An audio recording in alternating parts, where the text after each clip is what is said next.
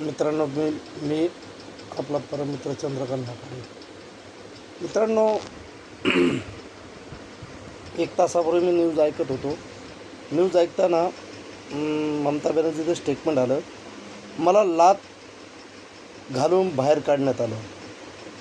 म्हणजे तिथल्या स्टाफने म्हणा तिथल्या कर्मचाऱ्याने म्हणा या तिथल्या पोलीस अधिकाऱ्यांनी कुणीतरी लाथ घालून बाहेर काढलं असा आरोप आहे. त्याचा व्हिडिओ अवेलेबल नाही आहे कुणाकडे, कारण तो आरोप आहे. आरोप खोटा करता येतो, हे काही पण करता येतं, तसं आरोप करता पण येऊ शकतो, त्याच्याबद्दल काही नाही. पण मला असं वाटतं तिथल्या कर्मचाऱ्याने लाथ घालून बाहेर नाही काढलं. तिथल्या जनतेनं, तिथल्या मतदारानं ममता बॅनर्जीला लाथ घालून बाहेर काढलं, सत्तेतून बाहेर काढलं. कारण तुमची लायकी तुम्हाला दाखवली आहे. तुम्ही जर एक महिला असून महिलेला बलात्कार करून त्या डॉक्टर महिलेला तिची हत्या घडवून आणली, तिला तुम्ही न्याय देऊ शकला नाहीत, म्हणून तुम्हाला तिथल्या जनतेनं लाथ घालून बाहेर काढलं. असे अनेक महिलांवरती बलात्कार झालेत, अनेक महिलांची विक्री झाली. मग मला सांगा, तुम्हाला जनता का लाथ घालणार नाही? जनतेनं तुम्हाला एक नाही अशा 1000 लाथा घातल्या पाहिजेत.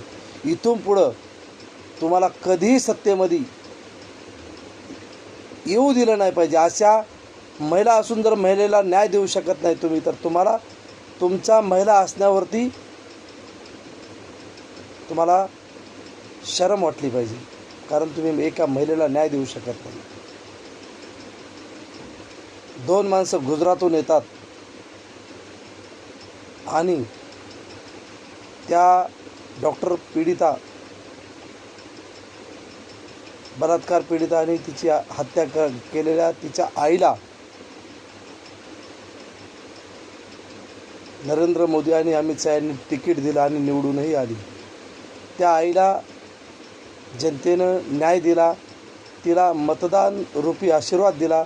आता पुढची लढाई त्या महिलेला न्याय डॉक्टर महिलेला न्याय मिळाला पाहिजे, हीच इच्छा आहे. आणि बऱ्याचशा अशा महिलांचे पण खूप तक्रारी होत्या की ही महिला असूनसुद्धा ही आम्हाला न्याय देऊ शकत नाही, तर हिला आम्ही लाथच घालणार. 100% ममता बॅनर्जी जे बोललेत ना, त्यात एकही शब्द चुकीचा नाही. त्यांना लाथ घालून खरोखर बाहेर काढलं आहे ते तिथल्या कर्मचाऱ्याने नव्हे, तर तिथल्या सिस्टमने नव्हे, तर जनतेनं सत्तेतून लाथ घालून बाहेर काढलेला आहे. अशा लाथा बार पडणार. तुम्ही जर जनतेवरती अन्याय करणार तर तुम्हाला लाथाच घातल्या पाहिजेत, कारण तुमची लायकी ती आहे. मित्रांनो, नरेंद्र मोदी आणि अमित शहा ह्यांच्या नादाला खरोखर ॲज अ पॉलिटिकल ॲनालिसिस म्हणून मी तुम्हाला एक गोष्ट सांगतो. ह्यांच्या नादाला लागणं, बंद दरवाजा आडमधली जी गोष्ट होती ना, बंद दरवाजा आडमधले 2 जण आम्ही बोललो, तुम्ही आम्हाला सत्तेचा मुख्यमंत्र्याचा आश्वासन दिलं होतं. त्या उद्धव ठाकरे साहेबांना विचारा कसं असतं. 2-2.5 वर्षामध्ये मुख्यमंत्रीपद घेतलं शरद पवारांच्या नादी लागून, आणि आपली पार्टी आपली नाही राहिली, माणसं नाही राहिले मागे, महानगरपालिका हातातून गेली. आणि नंतर शरद पवारांकडे पण पहा, त्यांना पण BJPला सत्तेतून बाहेर काढण्यासाठी खूप मोठा प्लॅन रचून शिवसेनेला BJPपासून अलग केलं. आणि आज त्यांची पण अवस्था पहा, ना घर का ना घाट का, त्यांनी बघितला कात्रजचा घाट. कात्रजचा घाट हा पण पुण्यामध्येच येतो, हे लक्षात ठेवा मित्रांनो. नीती कोणालाही सोडत नाही. नीतीने राहा, पॉलिटिक्स करा, पण जनतेच्या प्रश्नाला बगल न देता करा. जनतेच्या प्रश्नाला जर बगल दिली तर लोक तुम्हाला लाथाच घालणार. कुठेही तेच होणार आहे. आता सोशल मीडियाचा जमाना आहे. न्यूज मेनस्ट्रीम मीडिया ह्यांचा कोणीही त्यांचं अस्तित्व कमी झालं आहे. सोशल मीडियाचा जमाना आहे. 1 मिनटामध्ये खबर इकडची तिकडे जाते, तिकडची इकडे येते. त्याच्यामुळं जनतेच्या कामास प्राधान्य द्या, जनतेचा प्रश्न सोडवा. जनता तुम्हाला सत्तेत बसेल. जनता जनार्दन आहे. जे जनार्दनच्या नादी लागलात तर लाथ नक्कीच पडणार, हे लक्षात ठेवा मित्रांनो. आता नंबर आहे पंजाबचा. पंजाबची सुरुवात झाली आहे. निवडणूक चालू असतानाच पंजाबची पण सुरुवात झाली आहे. ते पण पाकिस्तान बॉर्डरला लागून स्टेट आहे. त्याच्यामुळं तिथं पण सत्ता परिवर्तन होणं खूप गरजेचं आहे. तिथले प्रश्न आहेत ड्रग्स,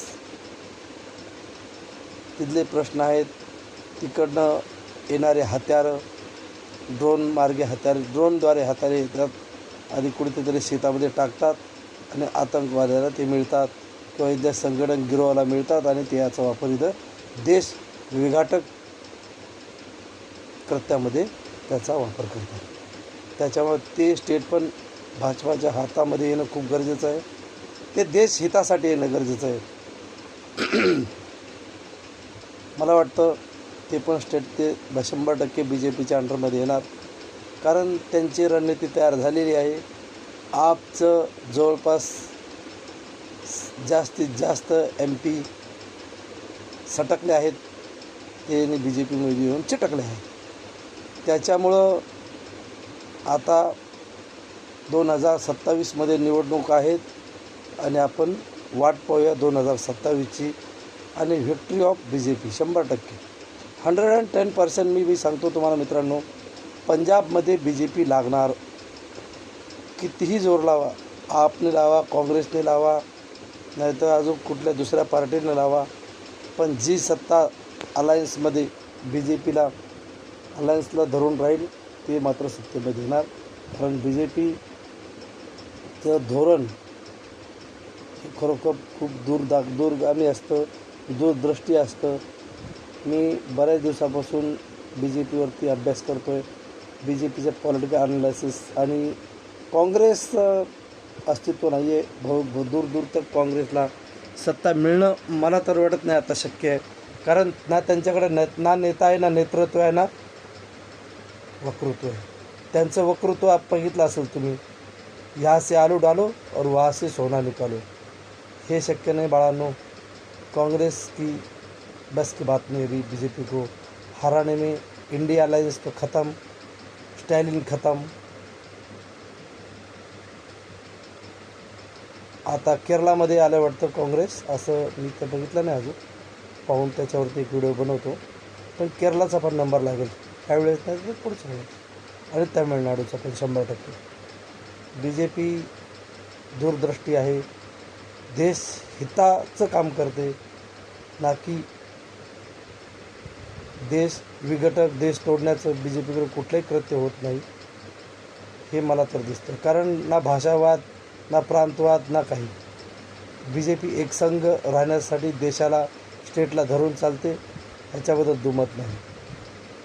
जय हिंद, जय महाराष्ट्र.